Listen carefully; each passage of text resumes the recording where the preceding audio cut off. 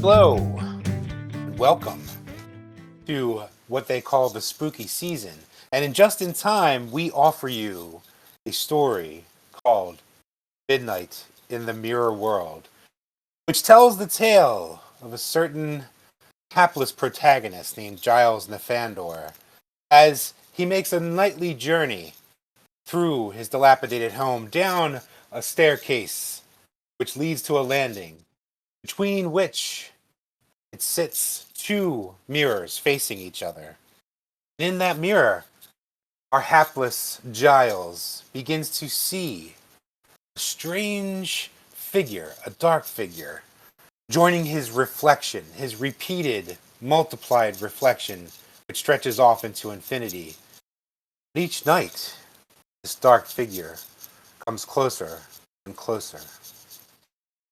And that is where I bring you tonight with my fellow companions on this journey into this spooky season, as they call it. XJ and Rob join me today for another episode of Roll Off a Tangent, where we explore today Midnight in the Mirror World. Gentlemen, who would like to kick off our discussion? I leave it to both of you, XJ, Rob. Who would like to kick off this discussion of this story by Fritz Leiber? Yep. I don't mind making a few remarks. I did quite like the story, even though it's written by Fritz Leiber, who's not one of my favourites. But yeah, I like the treatment of the theme of some supernatural threat getting nearer and nearer and nearer by steady stages. It reminds me somewhat of a very differently constructed story by Stephen King, in which the theme is not mirrors but a Polaroid camera. I forget what the name of the story is, but anyway, the successive snaps taken by the camera show some supernatural threat getting nearer and nearer the person who's taking the snaps. Anyway, it's done very well by Stephen King, and it's done very well by Fritz Leiber. I think the idea also, the ending is pretty good in that there's a bit of a Wuthering Heights feel of the, shall say, the hero and heroine, or that's not quite the right word, are together at last and reconciled in some way, but there's a terrific price to be paid first before that can come about. And I thought the character of the ghostly woman also comes out pretty well. In fact, both characters come out pretty well in this story. I should say that I really don't understand why I haven't really cottoned on to Fritz Leiber. One of these things I don't understand myself. But this story I thought was good. Are you not a fan? Are you not a fan of his Fafhrd and the Grey Mouser stories? That's what he's most known for. Definitely not. No, I found those. Well, I couldn't read them. I found them so tedious. But on the other hand, Conjure Wife, his novel of witchcraft, is, well, I found it unputdownable. It was absolutely first class. So there we go. Interesting. XJ, would you care to chime in? Yeah, I do have a few things to say about it. Before I go on, though, I'm so surprised that Rob has anything nice to say about Stephen King. Oh, yeah. Oh, you know, the little fellow's quite good in some ways. The fellow's quite good in some ways. I think his short stories are better. I think he overstays his welcome and gets annoying. I would have to agree with you. In his novels, I think, but his short stories, I think he's a better short story writer. And yeah, I've read a lot of his short stories, and I think I've enjoyed them definitely more than his novels. I think he gets a little too, diarrhea of the word process. Yeah, diarrhea of the word processor. I think he actually called it once. That's his own term for it. Yeah. Okay. Yeah. Moving on In, But from. Fritz Leiber, and Midnight in the Mirror World. Sorry, you were saying something, Rob? I was just saying that I don't want to give the impression that I don't admire Stephen King when he's on form. When he's on form, he's really, really good. I mean, I'm actually a huge fan of Stephen King, not for his plot, but for his characters. Yeah, same here. So moving on from Stephen King, I do have a few things to say about the story. Where do I start? Well, let's start with the premise itself, the mirror thing. I think it's fantastic, because mirrors are actually really spooky, if you think about it. Like you look at you look at your reflection in the mirror and you raise your right hand. What hand is your mirror actually raising? Left one, right? Seems Yes, like it's the left. exactly. It's really spooky. Yeah. It's really spooky, right? Because you have to conjecture that it almost makes you want to think that there's a world behind that mirror. And I think like this is the feeling that Fritz Leiber is going for, and I think he managed to successfully do it, especially in that. I mean, it's a pretty I don't remember what phenomena they call it, but the infinite mirror reflection thing is pretty common. You have like two mirrors parallel to each other, one behind the other, and you will and people who are on who do a lot of screen shares would also see, like, sometimes you do a screen share and then your screen will just go into infinity. And, it's very tempting to think that there is a strange sort of infinite worlds being reflected in the mirror.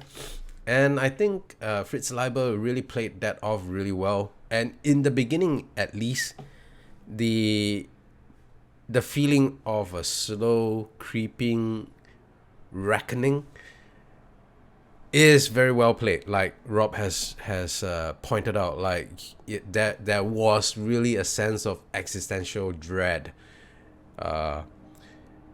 enveloping the main character in the beginning. I would agree. Sorry, go ahead, Anthony. Yeah, that slow creeping dread. I think I agree. Totally captured that really well. It was interesting because though the story took a turn where it was strange, like I almost felt like it was kind of taking a sort of tedious turn where he actually starts calculating things out as to how long ago the woman died, because he finds out later that he identifies who this person was. It was someone he met very briefly, and then he's like calculating things out. Like, I met her 10 years ago, and if in the mirror world you can only travel one frame per night, that translates out into feet and then miles, and so I'm like, this is fascinating. But he is the character of Giles Nefandor, and I didn't know if it was Nefandor or Nefandor. I don't know how you guys pronounce it in your head. Maybe you could tell me after I give my thoughts here. But Giles is a chess player, so he has a very sort of calculating mind in more ways than one. He's an observer of the stars and the universe, and so he might have that sort of almost Rain Man-esque, to reference that old movie, way of calculating things out. So, but it sort of translated after I thought about it again, like he was obsessive about this reflection in the mirror and investigating this phenomena, which I guess any of us would be. If this was happening to one of us, wouldn't we sort of become obsessed with it? As the mirrors, like you said, XJ, there's another world back there. You're thinking that, you're almost convinced of it, but then one night it starts to prove that there is another world in the mirror, in the reflections. So it took a little time to me, ironically, no pun intended, to reflect on the story after I read it, to kind of say, okay, it was this. getting That's so obsessed that's with such it. a great point though, because this is where the story, the horror aspect of the story stopped working for me. Because well, like, first, Giles Nefandor is how I pronounced it in my head. His reaction was not at all what I expected of somebody who's just witnessed something as creepy as that. Like, if I put myself in his shoes, and I would be freaking out. I would be like, what the hell is going on? Whereas he was like, okay, I'm just gonna go back to play my chess and play was it his piano? Yes. I'm gonna go back to Yes, he play also plays piano. He's I'm gonna he's go a back to Renaissance play my man. piano and analyze my chess games, and wait till the next day. and I'm like, yes, this might be in the 1930s, but I was be on the phone calling people up and trying to ascertain whether I've lost my mind. Yeah, but Yeah. that maybe speaks to his unusualness, you know. But go ahead, Robert. I you were mean, gonna say. it could be. I'm not knocking on that, but it definitely was not something that I'm expecting. Like, that return to normalcy was definitely not what I was expecting. And then the and then that very long section in the middle where he was calculating and then thinking about things, and like, that part was where the pacing broke. Like, the horror element was where it started to lose its grip, and it only came back towards the end. And sort of, because I would argue it never really came back. At the end, it was a bit more of a return, more of a into a sort of like a romance story. And exactly as Robert, it's like perfect. Like, it is really like Wuthering Heights. I was like, at the end, I was like, I'm not sure what to make of the story, because it starts off as like a really creepy story, and the horror vibes was just like really good, really good. Towards the end, though, it was a bit more like a Corpse Bride kind of feeling, like, the story is good. I'm just not quite sure what to make of it at the end. Yeah. It could have branched out into a more psychological tale in which it's made more obvious, although I think it is quite obvious, that in a way the Giles is complicit in his own fate. He, deep down, he feels that he deserves what's coming to him, and so that's why he just sort of sits around and waits for it. But more could be made about that. There could have been a middle section in which he does try to escape, but he gradually realizes that it's futile. No good moving to another location, for example, away from the mirrors. Although, mind you, that I would have thought that would have some practical significance, but people don't, in this sort of situation, in horror stories. They don't try and get out.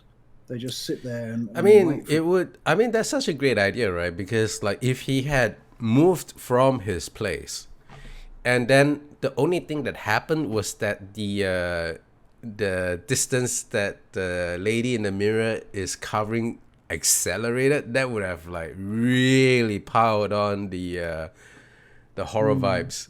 So instead of being like a sequential moving of the mirrors, she's suddenly skipping 2 or 3. That would be like really, really creepy. That would, but like, so in my mind, it's a bit difficult to categorize his story. And that could just be a me problem. Like, I am thinking to myself, what should I call this story? How should I look at this? Is this a horror story, or is this just a macabre? creepy story? a creepy. I mean, it definitely started out creepy. I just lost that feeling in the middle, and then at the end, I'm like, well, that's shame that he died, but he is so sweet that they're together.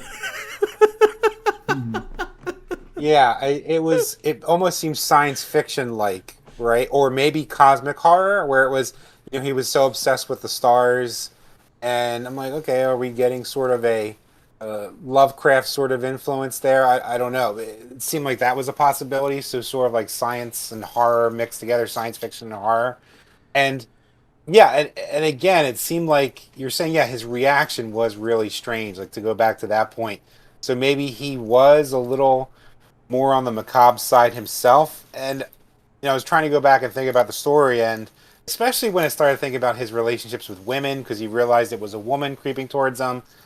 So then it was a strange, I'm trying to get, because I don't think he was necessarily portrayed as any kind of like a nefarious character or a selfish character or a. So I don't know if I was thinking to myself, what did he do to deserve this creeping figure coming towards him? But then it reveals later, he met this woman who was interested in him, and she was sort of but he kind of was criticizing in his memory. She seemed fake. She didn't really have a great talent. So maybe he was judging her in retrospect as a hanger-on or just a clinger, wanting to be with him because of his great genius. And, he can play chess very well. He can play piano, apparently, really well. He's a stargazer, so it's maybe he thinks a lot of himself. So he may be stuck up and selfish and self-centered. But, this woman apparently had an eye towards him. And maybe she was an obsessed fan. And it was interesting because he made her seem like she was wearing a lot of makeup, so she was a fading beauty. But turns out she was 39 years old. I don't know, 39 years old in the 1930s or early 20th century. Maybe people aged faster. That's what it seems like, right? So he's like, oh, she was fake, from her makeup to her professions of being able to play piano, or so. Yeah, so he treated her, and they only knew each other. They only met for an hour. She came to his house for an hour, and then she left, and things happened with her. Yeah. Go ahead. Like I think like there are some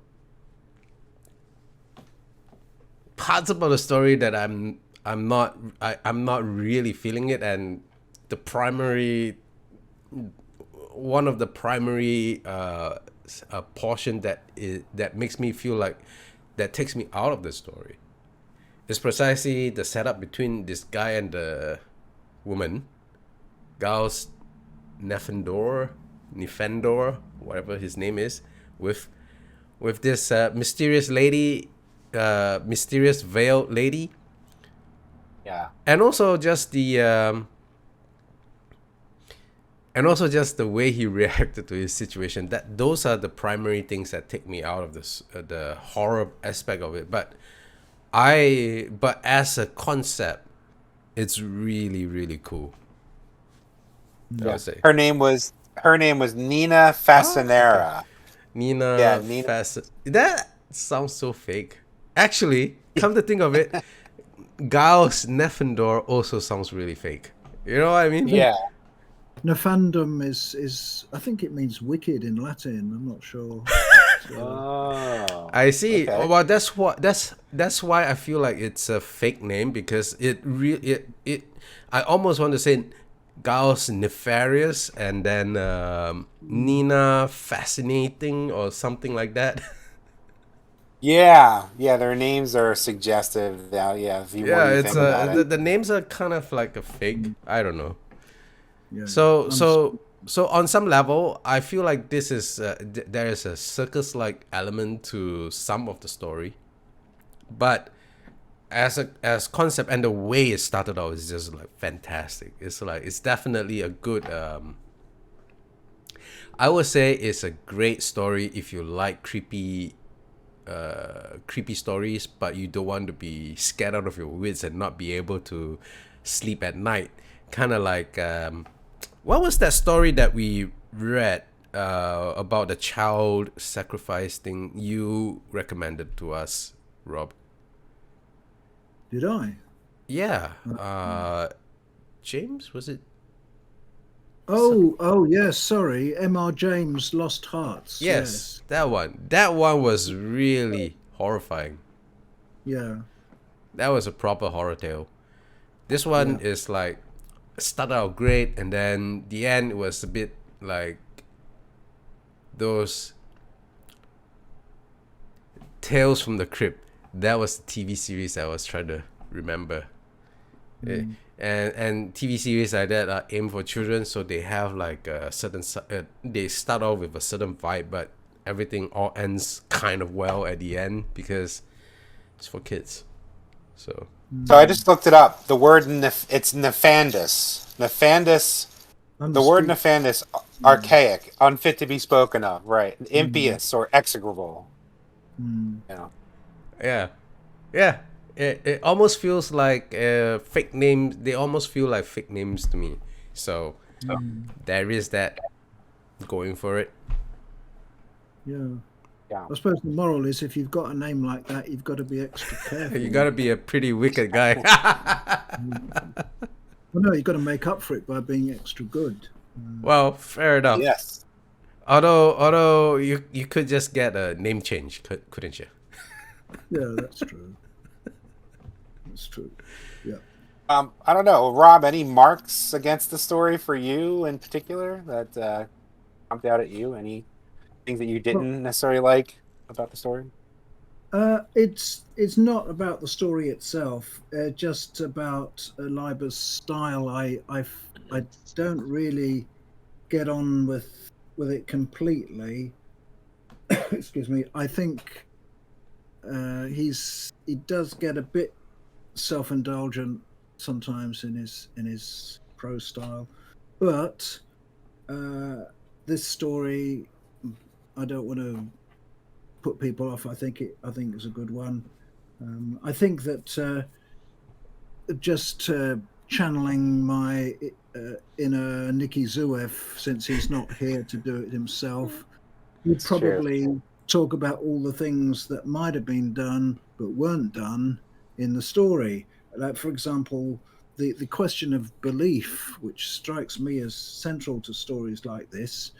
How, to what degree does the protagonist believe in what's going on? In this case, Giles seems to click with it quite well. He seems to acknowledge that something's going on. He doesn't know exactly what, but he knows that it's no good pretending that there's nothing to it. At least after a while he realizes that. And I suppose that fits in that it's, like I said before, he's complicit in his own fate. His guilt tells him that he deserves what's coming to him. Whereas to contrast that, there's another story of a creeping something or other, but there's no guilt involved, and therefore the protagonist right up to the end is free to disbelieve in what's happening. I'm thinking of another M.R. James story. I think it's the longest of M.R. James's stories, called Mr. Humphreys and his inheritance. Chap inherits an estate, and there's a maze in it, a labyrinth, and there's something awful at the center of the maze, and it takes the form of a bush which he notices in his garden, and every time he looks at it, he sees the bush is nearer to the window than it was. It's really very scary. But anyway, no guilt involved, and so he's free to just ignore it until right at the end. Yeah, it's interesting because that's another element that King used. The moving topiary animals. I think he did that in The Shining. Yes. Yeah, so it was like the moving topiary and they've even done that in Doctor Who with those statues, right? The weeping angels or whatever. So that trope of things that move when you're not looking. I mean, clearly they have borrowed from M.R. James in this regard, and certainly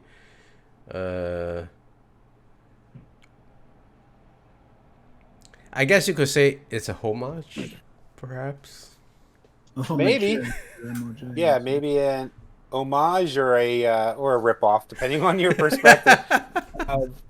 But King also wrote a story that kind of one of his more obscure short stories was it was called "The Road Virus Heads North," where someone's transporting a painting of something, and the painting was titled "The Road Virus" by some sort of mad artist that painted it. So he was transporting it, and the person transporting the painting to a buyer, I think, if I remember the story, the painting, he notices every once in a while the painting changes and moves. Something in the painting changes. So King has done that, apparently on a number of occasions with the story that you were referencing earlier, Rob, with the Polaroids, right? But so it's this uncanny thing. So maybe we're all tapping into this thing with the mirrors and paintings and things moving when we're not looking, maybe out of the corner of our eye or something. So yeah, these alternate worlds in our creations and in our mirrors.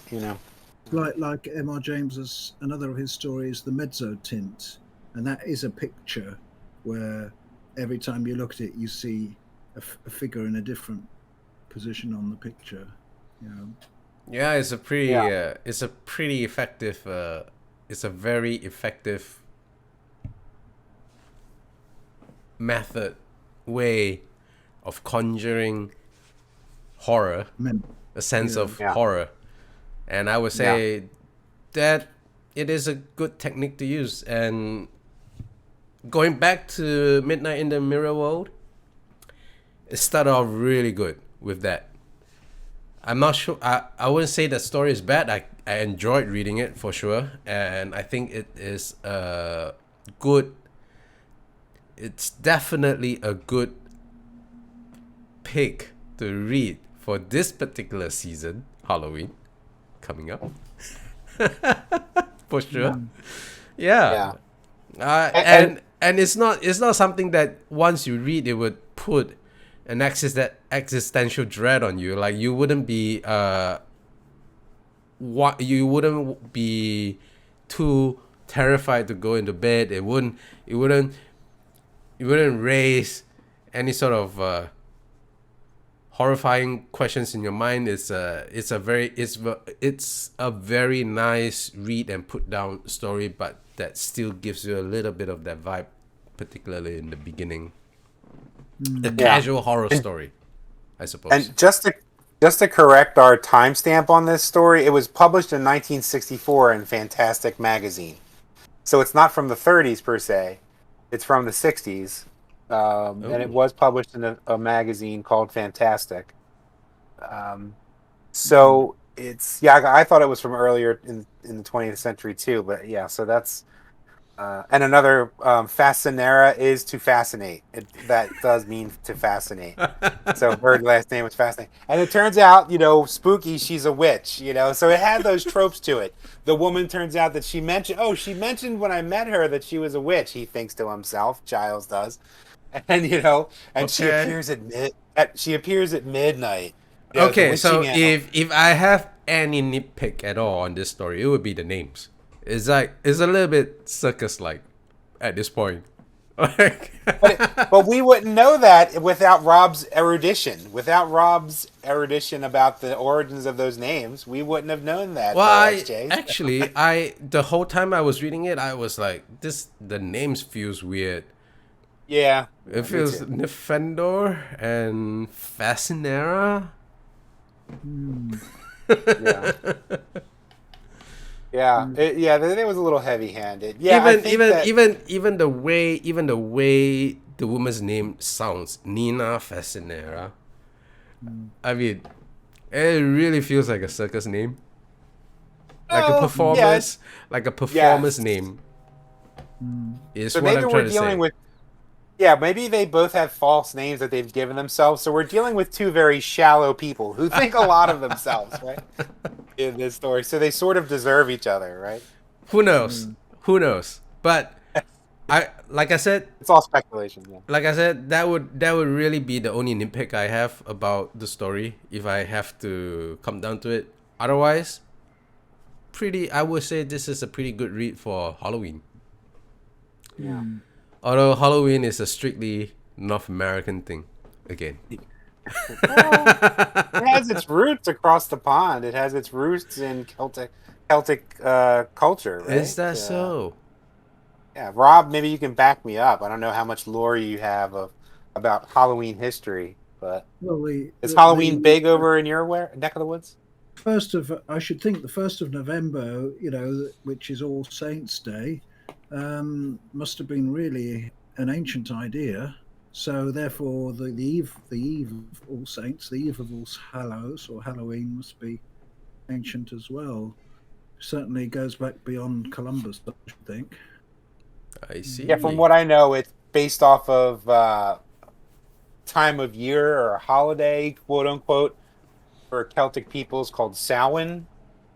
So Samhain was this sort of placating of the dead or warding off making sure the dead aren't angry at you, and hiding your face with the masks on that eve so the dead won't come after you. They won't recognize you. At least that's the lore that we've been taught in the States. So it has its Interesting. roots in the British Isles, Ireland, the Celts, Scotland, England. So that's sort of the lore here, but yeah. So it's sort of, to get back to Leiber and his writing style, Rob, as you were saying, it seemed very exposition-y, and I'm like, okay, well, I'm kind of giving it a little bit of a pass because, again, writing for those pulp magazines back then, and you're trying to get across this story and all of this background for this character and characters. So it was sort of exposition-y in some spots, but then I don't know if it would quite fly today, the writing style. I feel like things are much more pushed towards, show, don't tell today. I think that's the bar that a lot of stories have to meet today as far as editors are concerned. So back then, though, I felt like you could get away with it. So it was, yeah, but I felt like his style, and I've only read Leiber's Fafhrd and the Grey Mouser stories, and I'm not as much of a fan as, say, of Conan stories. Conan, I feel like, is much more visceral and serious in tone for the most part, whereas Leiber's stories are very tongue-in-cheek. When he did, for Fafhrd and the Grey Mouser, sort of tongue-in-cheek and a lot of verbal sparring between the two main characters in those stories, and sort of slows things down. It gets more serious as they go along, those stories, I think, for Fafhrd and the Grey Mouser, but I had never read anything else by Leiber, so that's sort of the reason why I suggested this story, was because I wanted to explore some of his other fiction. But I definitely feel like he blunted some of the horror of this story or whatever suspense by dovetailing off into things in the middle of the story. But then by the end, this witch character that he encountered years before sort of makes what he was horrified in the beginning sort of switch towards anticipation at the end, and his. Well, I would recommend reading Conjure Wife, his novel set in a modern college. Okay, yeah, never read that. Well, it's really first rate, and none of my criticisms of Leiber's style apply to that, which shows that he can write with 100% effectiveness when he chooses. Yeah.